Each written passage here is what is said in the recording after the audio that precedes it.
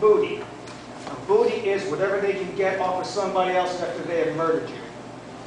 That's who's here. That's what Northcom is made of. That's what's all over our borders. This is happening everywhere in the United States, not just here in Montana along our borders, but you know, my son calls me from another state. He tells me what's going on there. The military activity has increased, but it's a shadow military. It's not even the American military, although there are parts of our American military involved in it. And the same with our law enforcement. And this is what we're faced with today. That's why the increased activity is going on around here right now. It's affecting all of us. In the Yak, I have friends in the Yak. They talk about the same thing. Seeing guys in black with ski masks on terrorizing kids and people as they're running around in the woods. And there's the helicopters over there. I saw the pictures of the helicopters. And they're telling the people in the community that, oh, we are doing what we call search and rescue. Well, there's nobody there except them. And search and rescue has to do with the local emergency squad and the local police department. But these guys are just to themselves, and nobody else is involved. Well, I'm a member of search and rescue, and I guarantee you, we're not running around there in black.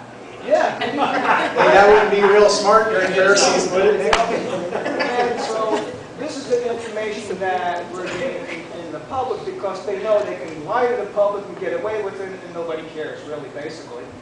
The one thing that they can't stand, folks, is exposure to the light of day. And that's why we need to document anytime something like that happens. We need to document it, do a video of it, do still pictures, get it around to everybody else, broadcast it to the internet. And that in itself will go a long way towards slowing them down. If everybody's aware and their awareness is heightened because things appear in the local media, etc., it's going to be a lot harder for them to operate. Nick, go ahead. Well, I'm just curious, you know, say we do get all these pictures, or a picture, and we do post it on the internet, okay? I can see both sides here where they're going to say it's a made-up picture or whatever. Well, I think what we need more than anything right away to solve this problem, the questions we have, at least the questions I have, is what the hell are they doing here? You know, if they are protecting us from drug runners or something like that, I'd like to know. I mean, even if it is a lie, tell me something. You know? But, well, we did hear from our FBI. They called Aubin, and you wrote me an email about that. Said it had something to do with Sweetgrass, but hey, well, that outfit brought us Waco and Ruby Ridge. What? Yeah. Do any of you put any stock in what the FBI tells you? I don't. I had personal experience with Tommy Kennedy during that deal over in the East Side. I don't trust them as far as I can throw them. Okay, so then what are our sitting commissioner? What is our legislators over in Libby? Okay, we have Aubin here. I've worked her to death. and that's the only one I can communicate. The rest of them won't even communicate with me. Well, so what are they doing over there? We're part of the county. Why isn't Chaz here? See, things have to be opportune, and the timing has to be right. Let's say that we had a network of people where we could instantly communicate and get the word around within 10 or 15 minutes to a bunch of people, and 100 people showed up to witness one of these confrontations when it was happening on videotape. Now they've got a little tougher road to hoe, don't they? depending on who we go to, though. I mean, who do we go to? Yeah, but if we had enough information, let's say that a plane flew over the Yak and somebody contacted somebody in West Kootenai and they took a picture and they took a picture and they took a picture. Now you got 3 people. Then you go right to Helena and Right. take the whole group And then you confront the governor. And they believe you, and then all of a sudden we grow as a organization. Now, at Aubin's fundraiser, excuse me, Jim, I had a nice little visit with Roy Brown. He wants to hear from you what is happening after this meeting. Sure. Now, he's running for the governor. I think that's wonderful. We will wait to hear what we have to say Sure. after this meeting. Now, the other thing is, oh shoot, I just lost my train of thought. Okay, so, let me go back. Well, the first thing is to gather the evidence and document it. Oh, excuse me, And- Paul. and- Montanans for multiple use, they came up here too. Leslie Glossy and I named them until they came up here. Connie started a group, and they're a good outfit. And stewards of the range, if anybody who wants to look up that, and look up coordination plan. Aubin has been working on that. I worked on it for some time, and that is a very important plan. And if anybody wants to know any more about that, you call Bob Clicker over at Walla Walla, Washington. or you look up Perry County coordination plans, or you call those clerk of recorders. It almost makes me want to move to Washington State. They have the coordination plans in several other counties. One of the best. Well, part of the reason people have been calling me was that back in the 80s and the middle 90s, I was involved in the militia movement. Now, the national media has blackened that word. But go back and read the constitutional basis for the citizens militia and read what it's really set up for. And it's all contained there. But it's Now, I'm not saying that we should start a gun-toting militia in Lincoln County. No. All of you guys, most of you guys are hunters anyway, and you're usually loaded for bear when you're out and around. And I don't know very many truckers that haul logs in Lincoln County that aren't loaded for bear. That just goes without saying up here in Montana. We're Montanans, for crying out loud. But that issue did come up in the Federal District Court in Billings when I was testifying during John Troutman's trial. And we just simply put the record straight. And it came up in Roundup when I was testifying at Jerry Lopez's trial. And we put that on the court record also.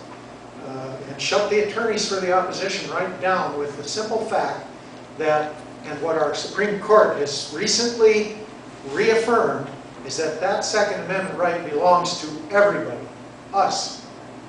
We, the people, okay, have the right to bear arms.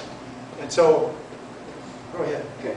You know, look what our government did to the Japanese citizens after the Japanese bombed Pearl Harbor. But one thing I wanted to ask people here today is something I was talking to you about the other day about was it the federal government buying all the makers of land in Montana and selling it to NATO? Did I hear that correctly, or is that correct? Yeah, and you folks probably know a lot more about that than I do. I haven't had a chance to. There's so many issues out there.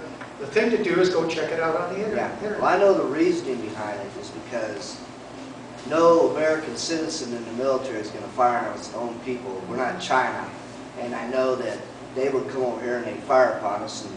Well, you heard the Army News magazine talking about putting those people returning from Iraq on a 3-month tour to contain American dissidents is what it boils down to. Teach them how to do that. Teach them how to use the non-lethal, quote-unquote, weapons that they've come up with, the weapon systems that use laser and rubber bullets and all that junk. And they've got stuff that we haven't even heard about, believe me. Things that can blind you, sonic weapons that can make you deaf. Yeah, knocks you down, knock you, can't move. Yeah, there's all kinds of stuff on the internet about that. Bottom line, we have to keep our eyes wide open right here in Lincoln County. We need to concern ourselves. This needs to be a local effort. When it's time to present this to the right people, then you go to the people that are supposed to be responsible for that area. It was Aubin's idea. If we had the proper proof and documentation and witnesses in tow, we could confront the governor of the state of Montana and make him answer to our concerns. Do we have the right to redress a grievance or don't we? Yes, we do. Go ahead. If the federal government is, quote, doing some kind of drug thing here, why aren't our local police knowledgeable about this? That's right. Where are they playing into this? Why aren't they at this meeting telling us what's going on? Because I would think that would be a coordinated effort with the local people as well as our federal. You're absolutely right, and that's the core reason for this meeting. Why is We that? aren't getting the answers we're entitled to, and we finance this whole thing, folks. Think about that. We just got $700+ billion of debt transferred from Wall Street to Main Street. I'm not going to pay it, except how they force me to pay it, and that's by inflation. They're going to devalue, they're going to steal our buying power once again with the inflation tax, folks. Now that might sound inflammatory, but Ron Paul's been talking about it for months now, and he's got a lot of people waking up, and when they get their eyes wide open, they don't go back to sleep anytime soon.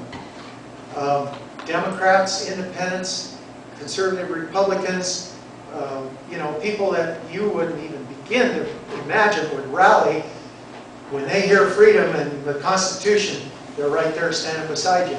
People you never thought would ever be in the same room with you politically. And so freedom is popular, and what we need to do is take a few steps, common sense